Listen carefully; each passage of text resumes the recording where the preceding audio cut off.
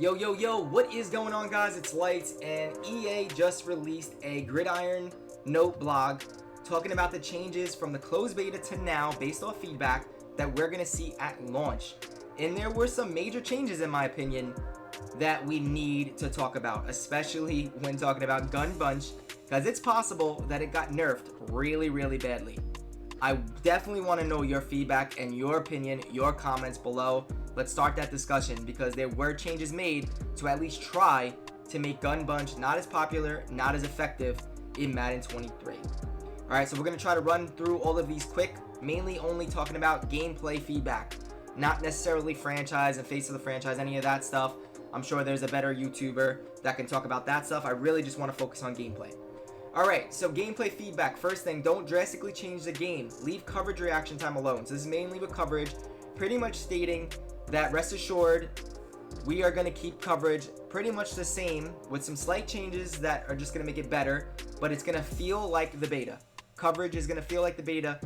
I'm assuming that means towards the end of the beta, not when we first got our hands on it, when reaction time was crazy and they made a play on everything with their eyes in the back of their head.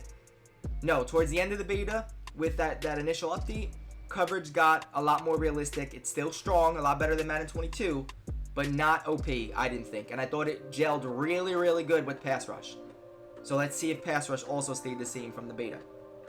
Alright, referees being back on the field, I could care less. Sorry to tell you that. Here's huge ones right here, okay? So play awareness, too easy to run the same plays over and over again.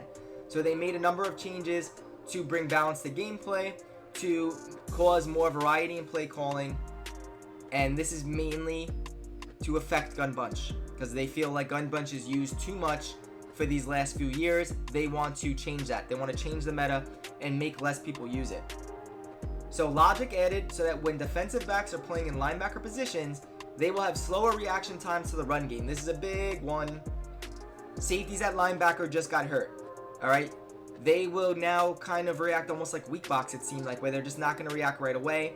Their pursuit's going to be worse. Their recognition's going to be worse. So if you have multiple safeties at linebacker, it's going to be difficult to stop the run. I think that's actually a good change. It makes linebackers more powerful in this game. Now, they can't jump. They can't get good jumping animations still without Lurker. But at least now you have a benefit of using linebackers, especially in rundown situations. I think now you are going to want to prioritize maybe one linebacker with Lurker, or definitely I would still say the guy you're using could still be a safety, it sounds like, a safety at linebacker, because this really only is affecting AI defenders. So you don't want to have too many AI safeties at linebacker. I think Micah Parsons in MUT is going to be the play, guys. He's going to be able to get Lurker right away. He's going to be arguably the best user in the game. He has 86 speed, which is very fast to start MUT. He's a great edge rusher. He has like 87 finesse, I think it is. So whether he is rushing the passer or in coverage, he's also going to play the run really good, because he's not a safety, obviously. So this won't be affected. He won't get affected by this. You are going to now want linebackers at linebacker, depending on the type of formation you're facing, down and distance, etc. I think this is a good change to balance of gameplay. And it's going to make the run game better. This is already a defensive Madden, it seems like. So I think the run game did need to get a little bit better. Not saying I want it to be OP, but I do think that there should be a benefit of being in a 4-4 or 3-4 or 4-3, having those multiple linebackers to stop the run. Now if you're in a 3-3-5 normal and every single one of those linebackers are safeties, you're in trouble. Okay? So still can have a user safety at linebacker. Be careful having AI safeties at linebacker. You might be in trouble when stopping the run. Big change. Okay, so now a lot of these are going to be Gun Bunch changes. Remove the ability to hot route tight ends to a pass block assignment when in a 2-point wide receiver stance. It's important to stress the fact that they're saying wide receiver stance. This is not every 2-point stance. This is not every off the line of scrimmage tight end stance, like a gun U-trips or a gun deuce close, single back deuce close, any type of wing tight end where they're off the line of scrimmage. They have to be kind of standing up. They have to look like a receiver. Gun bunch is that perfect example. So every gun bunch formation, or every bunch formation, single back bunch X nasty gets affected, bunch strong, bunch offset, cluster already kind of, you couldn't block the tight end. without doing certain things. So you can no longer pass block the tight end, whether that be a blue route or a regular pass block, with tight ends that have a two-point wide receiver stance. Go to Madden 22 real quick and look at how the tight end looks in gun bunch. That is the stance they are talking about as far as no longer being able to block from that stance. I'm assuming you're going to get wide receiver routes now. So could that have actually made gun bunch secretly low-key better, that you can get whip routes and slants? You're going to be able to beat man coverage better. There are going to be different route concepts now that you can use, but you can no longer easily block him. So max protecting is going to be a problem in bunch. There are going to be workarounds though. So if you use your noggin a little bit, if you motion the tight end from right to left, like from the bunch side to the other side, he now will be in a tight end stance. So you can then block him, and then if you want to motion him back, he will be blocked. If you motion, I believe, the slot receiver to the opposite side, the tight end should go on the line of scrimmage, and he will be able to be blocked as well. You also could do motion blocking. There's certain things that I'm sure you can do. There's certain plays in bunch sets that have the tight end already blocking. There's not that many, but there are a couple. So there will still be ways around it to max protect out of a bunch set, but it will be a lot harder. And I do think it's going to be so much more susceptible to getting screamed at. Blitzing is really good in the game. Pass rush is really good. I know tight end blocking wasn't, like, they didn't hold the blocks for too long. But when you're getting screamed at, you need that initial block. So not having it definitely hurts the formation, in my opinion. I don't think it makes gun bunch better. I think low-key there's certain things going to be better about it. But overall, I do think it really hurt it. That plus the fact that you can no longer do the flip, flip, flip, and quick hike. It makes gun bunch worse. I'm not as concerned when facing gun bunch now as maybe in past Maddens. I want to know your thoughts though, guys. Is gun bunch still going to be really good? We're still going to talk about some other bullets of making gun bunch worse, because it looks like they really tried to emphasize that. But what's your thoughts? Is gun bunch still going to be one of the best sets in the game? Did it just is it dead now? Is it nerfed? What's your thoughts? Let's discuss that in our comments below. I'm going to join that conversation. I can't wait to actually talk about that. Alright, so adjusted the corner route in gun bunch sets or bunch sets, and the corner hot route in Hot Route Master and Slot Apprentice abilities to align with other corner routes throughout the playbooks. This is another big one. Alright, so Slot Apprentice and Hot Route Master got a little bit worse.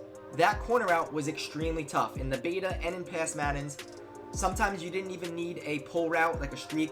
You can get that corner out underneath deep zones. It beat man really good. Certain plays, you were able to get one-play touchdowns in bombing zone, bombing cover 3. If you guys think about the clear out plays from Seattle's book and Washington's book, where you added a corner out to the outside wide receiver in bunch, that was an easy way to get the inside bunch receiver on a fade wide open for a touchdown to get easy one-play touchdowns. If you now lose that ability to get that specific corner out, I'm assuming this corner out is going to be not as good, right? They wouldn't make it better if they're trying to nerf bunch. It seems like the corner routes in bunch, so all of the corner routes. So bunch trail has that corner route. I don't know if it's even like Z-spot is going to be affected and stuff like that, corner strike.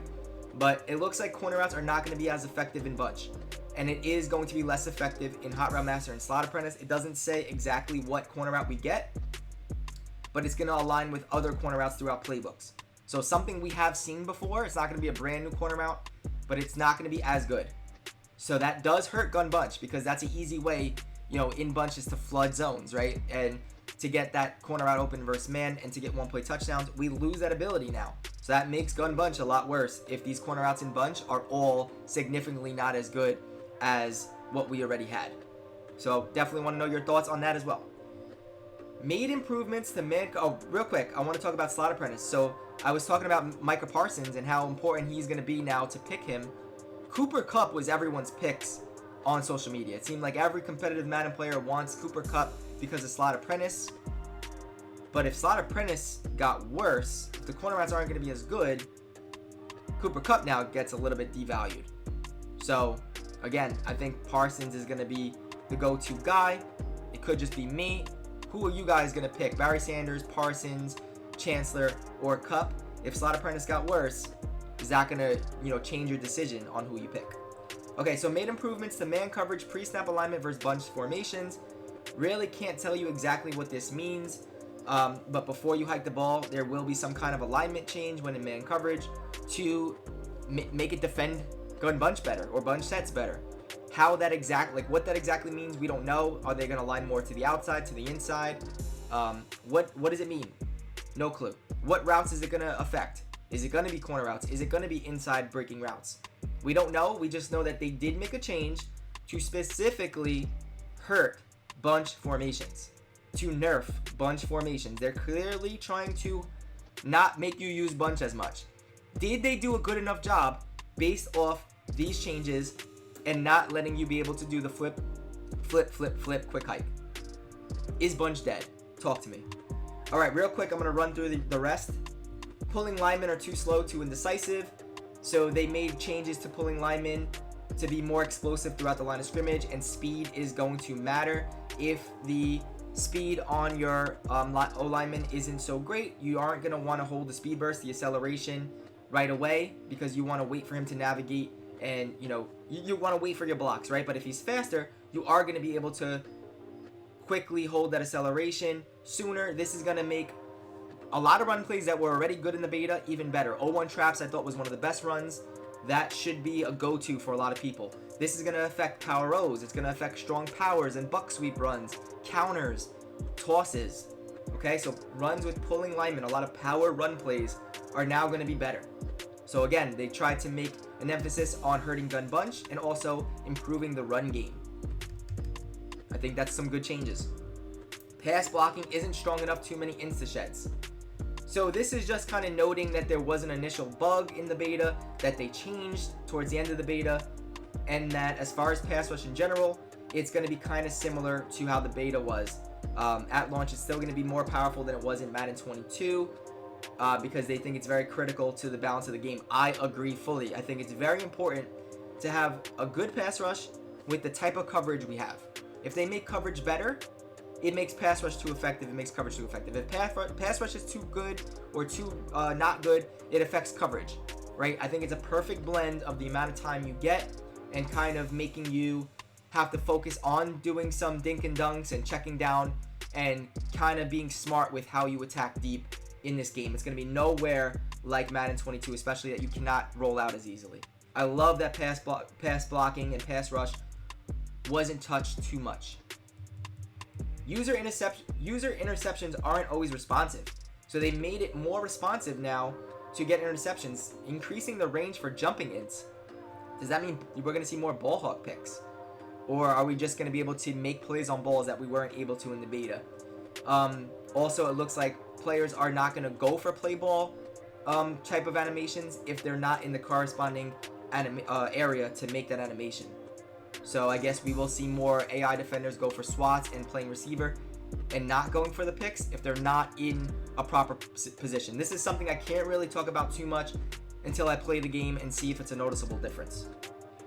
This is something because I thought man coverage was already good in the beta. I think it was one of the better coverage, especially man press. It seems like they made it better. Man coverage fake outs are too frequent.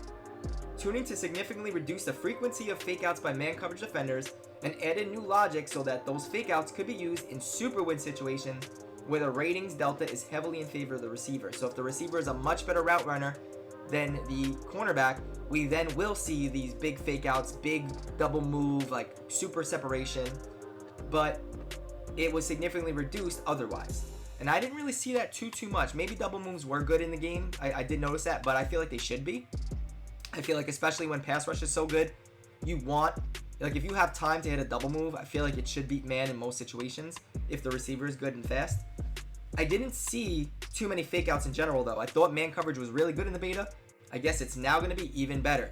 So definitely, if I had to give you a quick tip, try to use man coverage kind of often in the game when the game comes out, especially if you get good man defenders with good ratings in MUT.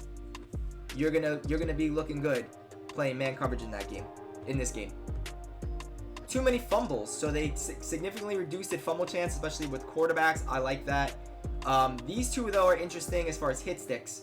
So, or actually I'm going to talk about these 2 points here. So, tuning to reduce fumbles by non-quarterback ball carriers on hit sticks and strip ball attempts, and significant reduction to punch-out fumbles by AI-controlled defenders during stand-up tackles on competitive game style, which is that new like tackle battle that's back in the game. You were fumbling way too much in the beta, so it's good that that was a significant reduction.